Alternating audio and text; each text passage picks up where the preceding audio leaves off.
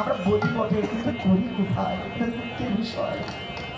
এটা যদি আমরা করতে পারি, আমাদের সনাতন ধর্মের অনেক অগ্রসর হবে। আর জানার সময় এসেছে, শুধু কীর্তন দিলে হবে না, আমাদের প্রত্যেককে উচিত সমাজ সংগঠন করতে হবে। এই ছোট জাত নিচু জাত করে করে সনাতন ধর্মটাকে আজ ধ্বংসের দিকে নিয়ে এসে দেখেছি আমরা। আচ্ছা বলুন তো, আমরা সবাই এক পিতার সন্তান, সেই মনু থেকে আমাদের সৃষ্টি হয়েছে। কি করে এই জাতকে ভেঙে ভেঙে ধ্বংসের দিকে নিয়ে গেছে? এই জন্য বলছি, সেই দিন এখন আর নাই। অনেক উন্নত হয়েছে মানুষ, জ্ঞান বুদ্ধি বিবেকে অনেক ঊর্ধ্বে উঠেছে মানুষ। এখন আর ভুল বোঝানো যাবে না। এই জন্য কে ছোট জাত কে কিছু জান না করে ছোট বড় বলে কিছু নাই। সবাই এক জায়গায় এসে সমবেত হয়ে হরিনাম করতে হবে, যাতে আমার কলিযুগের উন্নতি হয়। সত্যি কথা কি জানেন, আমার মহাপ্রভু যদি না আসতো, এই জাত জাত করে করে সনাতন ধর্ম ধ্বংস হয়ে যেত। মহাপ্রভু চেয়েছিলেন এই জাতের পার্টি ধ্বংস করতে, তার অনেক নিদর্শন আছে, আপনারা দেখেছেন শাস্ত্রের মধ্যে। কিন্তু এখনো মানুষের মধ্যে সেই জাতা জাতি এখনো রয়ে গেছে। এই অন্ধকার থেকে আলোর পথে নিয়ে আসতে হবে, আমাদের সবাইকে জাগতে হবে। জাগার সময় এসেছে, তাহলে অদূর ভবিষ্যতে সনাতন ধর্মের মানুষকে না চিড়িয়াখানায় টিকিট কেটে দেখতে যেতে হবে, সেদিন আর বেশি বাকি নাই। খবরদার, এদিকে যেন লক্ষ্য থাকে। এই জাত জাত করে, এই ধর্ম ধর্ম করে, ভিন্ন ভিন্ন করে, গুরু গুরু করে, গুরুবাদ, দ্বৈতবাদ, সন্ন্যাসবাদ, এর কারণে সনাতন ধর্মের এই ধ্বংসটা হয়েছে। এই যে গুরুদের গ্রুপবাজি, এই গ্রুপবাজি করতে করতে সনাতন ধর্মের এই ধ্বংসের কারণ। আর সমস্ত মানুষকে ডাকতে হবে, সবাইকে এক জায়গায় দাঁড়াতে হবে, যদি সনাতন ধর্মকে বাঁচাতে হবে। এটা আমাদের যুদ্ধ বলতে হবে। এই জন্য সবাই যেন কথাগুলো মন দিয়ে, কিছু কথা যদি প্রতিপালন করা যায় না, সনাতন ধর্মের অনেক উন্নতি হবে। আমি বলছি মা, এদিকে একটু লক্ষ্য রাখবেন। সবাই সবাইকে গীতা শিক্ষা দেন, ভাগবত শিক্ষা দেন, হরিকথা কৃষ্ণ কথা শোনান। দেখবেন যে ছেলে মেয়ের প্রতি আপনি ভরসা পান না, কলেজে যাচ্ছে, স্কুলে যাচ্ছে, ফিরে আসবে কিনা চিন্তা হয় আপনার, ওর প্রত্যেক দিন গীতা শিক্ষা দিন, ভাগবত শিক্ষা দিন, হরিনামামৃত পাঠ করা, দেখবেন ও ভালোভাবে যাবে। আবার কেন জানেন, ভগবান বলছে আমিও যা, আমার গীতাও তা। আমি গীতা জ্ঞানকে অবলম্বন করে কি জগৎকে প্রতিপালিত করে থাকি। এখানে গীতা জ্ঞান যার ভিতরে ঢুকেছে, তার দ্বারা কোনো দিন কুকর্ম চলতে পারে। কেমন? এগুলো সবার কাছে আমার আকুল মিনতি রইল। তাই যে ভগবান কি অপূর্ব তত্ত্ব দিচ্ছে দেখুন। তাই যে আপনি আমিও তাই, যখন ছোট ছিলাম বাবা মার কাছে চেয়েছি, আমাদের আশা পূর্ণ করেছি। বড় হলাম, কলেজে গেলাম, ইচ্ছা হলো ভালো স্কুলে পড়বো, ভালো ডিগ্রি উপার্জন করবো, তাও হলো। এবার তখন দেহে যৌবন এলো, মনে হলো ভালো কন্যা পেলে, মেয়ে পেলে বিয়ে করবো, সেও আশা হলো পূর্ণ। এবার ইচ্ছা হলো আমি ছেলের বাবা হব, মেয়ের বাবা হব, তাও হলো। ইচ্ছা হলো গাড়িকে বাড়ি করবো, সব করবো, সব হলো। কিন্তু এর মধ্যে একটা অবশ্যই কর্তব্য ছিল, গৌর গোবিন্দ ভজন করা।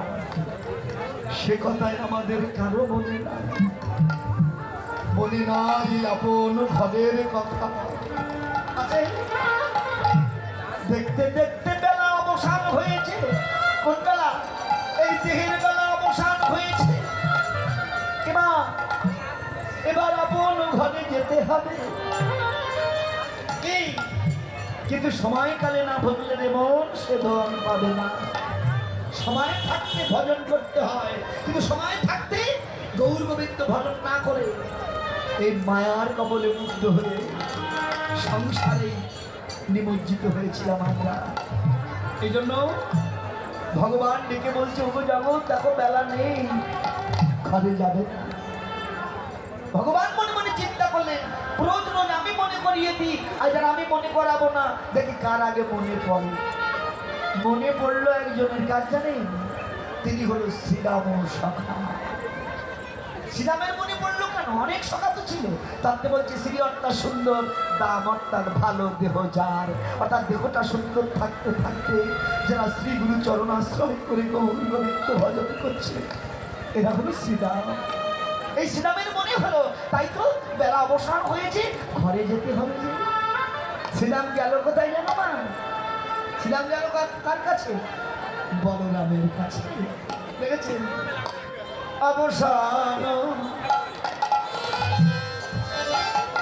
হইল বেলা,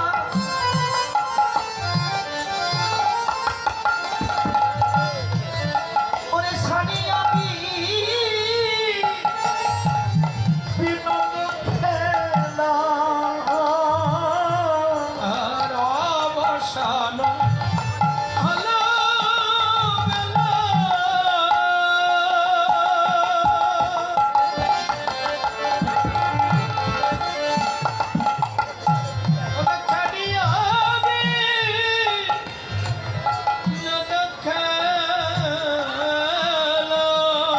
আরে শ্রীরাম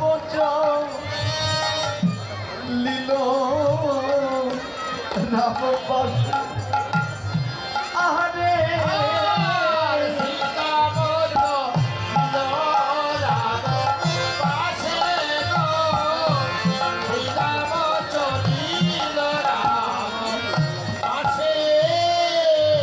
আরে শোনো দাদা ভালো ধর মনে কিছু নাহি তোর আর শোনো দাদা ভালো ধরো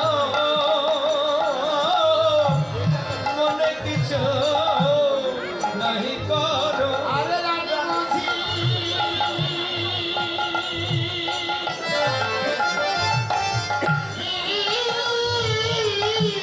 মরিছে হু আসরে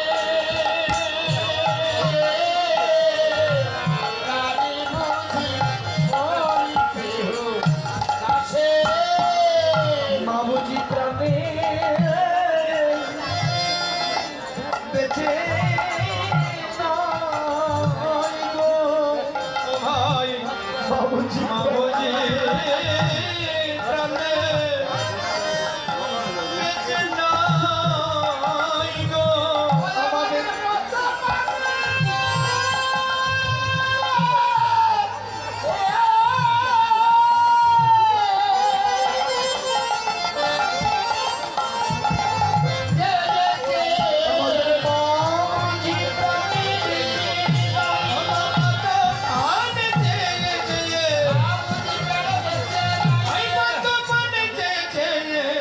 বাবুজি প্রাণে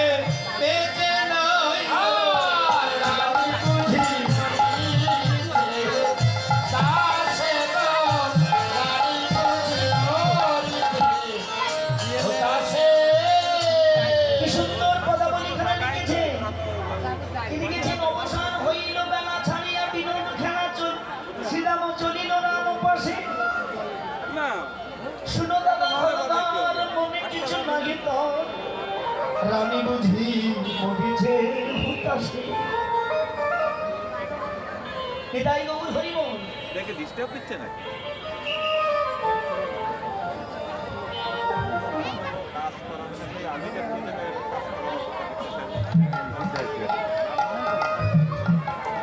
ওই সময় যে অনুষ্ঠান শেষ করে যেতে পারে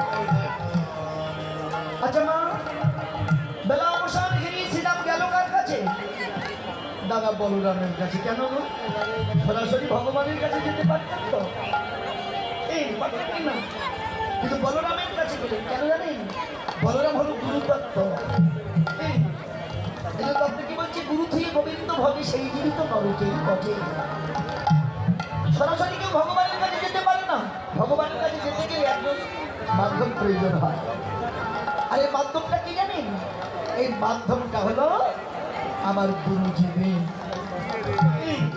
এটা বলি যার গুরু আছে অনায়াসে সে সংসার সমুদ্র থেকে পার হতে পারে এবার রামকৃষ্ণ পরমহংসদেব বিবেকানন্দকে নিয়ে ঘাটে দাঁড়িয়ে আছেন গঙ্গার ঘাটে এমন সময় নদীতে একটা স্টিমার থেকে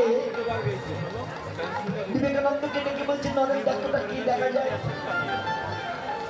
বলছে কেন না স্টিমার আচ্ছা ওর পাশে একটা কি দেখা যায় বলতো ছোট্ট একটা ডিঙি নৌকা আচ্ছা বলতো নরেন ওই স্টিমারটা যদি 1 ঘন্টা চন্দননগর পৌঁছাতে পারে ওই স্টিমারটা কত সময় লাগবে বলছে বাবা এই জন্য লোকে তোমার কেন ওই স্টিমারটা যদি 1 ঘন্টায় চন্দননগর পৌঁছায় ওই ডিঙি নৌকাটা সারাদিন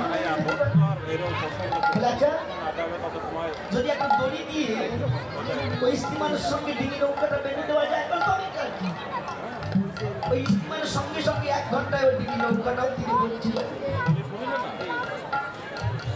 রামকৃষ্ণ পরমহংস পাগল আমি নই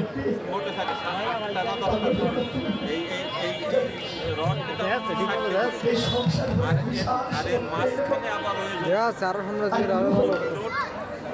সেই সংসার সমুদ্রের মাঝে বিশাল একটা স্টিমারের মধ্যে সামান্য একটা ডিঙির মতো যদি আমার ভগবানের কাছে পৌঁছাতে হয় যদি ভক্তি নজর দিয়ে আমাদের অ্যাডজাস্ট করা যেত